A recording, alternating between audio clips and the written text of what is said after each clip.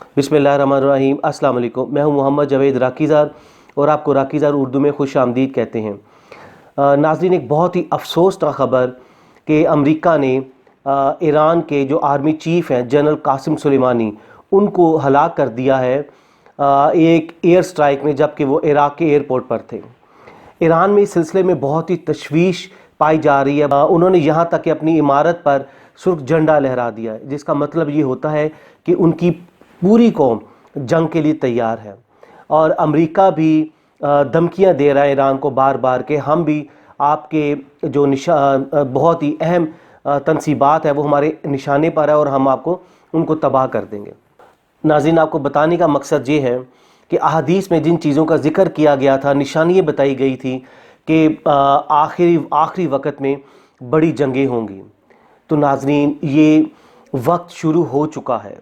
आपको पहले थोड़ा सा बैकग्राउंड बताते हैं कि आज तक अमेरिका ने जितने भी इस्लामी ममालिक पर हमले किए हैं, उनको तबाह किया है, उनकी मुखबरियाँ करवाई हैं, वो नहायत एहतराम के साथ वो ईरान के ज़रिए करवाई हैं। क्योंकि ये कैसे पॉसिबल है कि तमाम इस्लामी ममालिक को अमेरिका ने तबाह कर दिया है, लेकिन ईरान चूँकि अमेरिका का सबसे बड़ा दुश्मन था, अमेरिका ईरान को धमकियाँ लगाता रहा।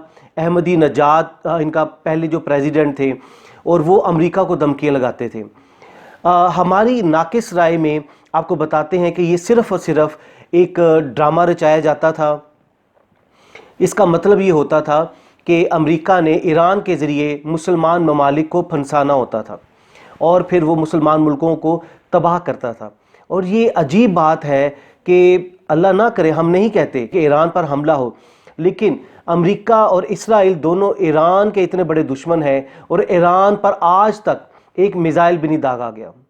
ये इसका मतलब है, इससे शकूक व शुबहात पैदा होते हैं कि आप देख लीजिए कि पाकिस्तान में जितनी दहशतगर्दी हुई, भारत करवाता था वो ईरान के ज़रिए। उज़ैर बलोच हो या कुलभूषण यादव हो, वो ईरान के ज़रिए पाकिस्तान में आते थे। आपकी ग्वादर को डिस्टेबलाइज करना वो ईरान के ज़रिए होता था।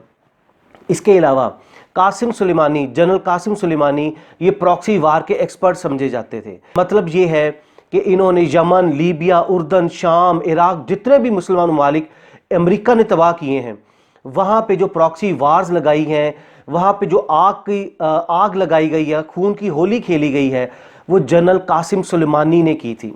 नहायत एहतराम के साथ हम आपको एक रियलिटी बता रहे हैं। ये वही हिसाब है कि जिस तरह अमेरिका ने सद्दाम को यूज़ किया। पूरी ज़िंदगी सद्दाम को मुसलमान मुल्कों पे हमले करवाता रहा, उसके ज़रिए मुसलमान मुल्कों को तबाह करवाता रहा, और आखिर पे उसको फिर इसने फांसी दी, और वो भी ईद वाले दिन, ताकि मुसलमानों के जज्बात को मजरू किया जाए। और फिर यकीनन मुसलमानों को ये देखकर उनका खून खोलता था, अमेरिका के खिलाफ नफरत पैदा होती थी। तो ये सेम सिनेरियो अमेरिका की ये कार्रवाई है कि ये सेम सिनेरियो जिस तरह सद्दाम हुसैन के साथ हुआ और दूसरे लीडर्स के साथ, इसी तरह ये अमेरिका ने जनरल सुलेमानी के साथ किया। जनरल सुलेमानी नेक्स्ट प्रेसिडेंट तस्वुर किए जाते थे ईरान के, कि इन्होंने नेक्स्ट प्रेसिडेंट बनना था। नाज़रीन, आपको बताने का मकसद ये है कि अहादीस के मुताबिक ये वक्त यकीनन वही वक्त आ चुका है कि अहादीस में फरमाया गया है कि अरबों की तबाही से पहले फारिस की तबाही होगी। अल्लाह ना करे ऐसा हो कि अरबों की तबाही से पहले फारिस की तबाही होगी। फारिस से मुराद ईरान है। उसकी वजह यह है कि ये जंगें लगाना, जंगें शुरू करना इसराइल को सूट करता है। इसराइल ने थर्ड वर्ल्ड वॉर लगानी है, उसमें सबसे पहले ईरान को तबाह करना है, फारिस, और उसके बाद अरबों की तबाही करनी है। अरबों की तबाही के बारे में अहादीस फरमाई गई हैं कि इतनी तबाही होगी, अल्लाह ना करे, लेकिन अहादीस में फरमाया जा चुका है कि इनकी इतनी लाशें गिरेंगी मिडल ईस्ट में कि एक परिंदा सुबह उड़ेगा और शाम तक वो उड़ता ही रहेगा, उसको जगह नहीं मिलेगी बैठने के लिए, कि हर तरफ लाशें ही लाशें होंगी, और परिंदा फिर थक हार कर शाम को लाश के ऊपर ही बैठ जाएगा।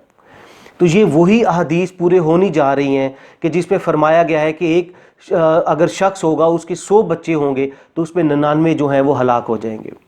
अल्लाह ताला रहम करे हम सब पर, लेकिन ये हम लोगों के करतूत है, हमारे अरब ममालिक के करतूत हैं कि पूरी ज़िंदगी वो इसराइल और अमेरिका की गोद में बैठे रहें। अब उन पे बुरा वक्त आने वाला है। ناظرین آپ کو ایک بہت اہم بات بتاتے ہیں کہ سوال یہ پیدا ہوتا ہے کہ فارس ایران کو پہلے کیوں تباہ کیا جائے گا؟ اس کی وجہ یہ ہے کہ دجال کی جو اپیرنس ہونی ہے وہ ایران سے ہونی ہے، وہ ایران کے شہر اصفہان سے ہونی ہے۔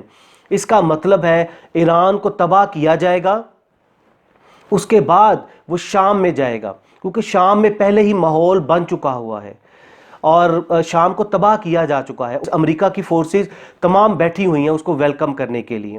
احادیث پوری ہونی جا رہی ہیں اور فرمایا گیا ہے کہ جب فارس پر اور یہ عربوں کی تباہی، یہ جب جنگیں شروع ہوں تو تم اپنی تلواروں کو توڑ کر احد پہاڑ کے پیچھے پھینک دو۔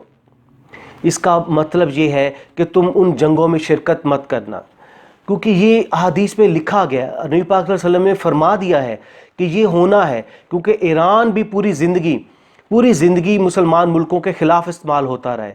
عرب ممالک مسلمان ملکوں کو تباہ کرتے رہے ہیں امریکہ اور اسرائیل کے کہنے پر۔ اب امریکہ اور اسرائیل نے گریٹر اسرائیل کا منصوبہ پایہ تکمیل تک پہنچانا ہے۔ اس کے لیے ضروری ہے کہ تمام عرب ممالک کو تباہ کیا جائے، ایران کو تباہ کیا جائے اور ادھر سے دجال کی اپیرنس ہو۔ ہمارے ذہن میں ایک ہمیشہ سوال پیدا ہوتا ہے کہ احادیث کے مطابق کہ جب دجال آئے گا تو 70,000 کے قریب جو یہودی ہوں گے وہ دجال کی اس کے فالورز ہوں گے، اس کو فالو کریں گے، اس کو پیروکار ہوں گے۔ یہودیوں کی سب سے زیادہ آبادی اسرائیل میں ہے اور اس کے بعد ایران میں ہے، جو کہ 70,000 کے قریب فگر پوری ہو چکی ہے۔ اس کا مطلب ہے وہ اپنے مسیحا کا انتظار کر رہے ہیں، دجال کا انتظار کر رہے ہیں۔ لیکن سوال یہ پیدا ہوتا ہے کہ اگر ایران اسرائیل کا دشمن ہے اور اسرائیل ایران کا دشمن ہے تو ایران میں 70,000 یہودی کیا کر رہے ہیں؟ یہ بہت بڑا سوال ہے، اس سے شکوک و شبہات پیدا ہوتے ہیں، اور چونکہ پوری زندگی ایران مسلمان ملکوں کے خلاف استعمال ہوا ہے، اب ایران کو یہ جنگیں شروع ہو رہی ہیں، اب ایران کی باری ہے۔ اللہ نہ کرے کہ ایران میں تباہی ہو، لیکن ہمیں لگ رہا ہے ہماری ناقص رائے میں کہ وہ جو احادیث ہے کہ فارس کی تباہی یعنی ایران کی تباہی، اس کے بعد عربوں کی تباہی، یہ 2020 بہت خونی سال ہے۔ اللہ تعالی ہم سب پر رحم فرمائیں، ایران پر رحم فرمائیں، عربوں پر رحم فرمائیں۔ اگلی ویڈیو تک اپنا بہت سا خیال رکھیے گا۔ اللہ حافظ۔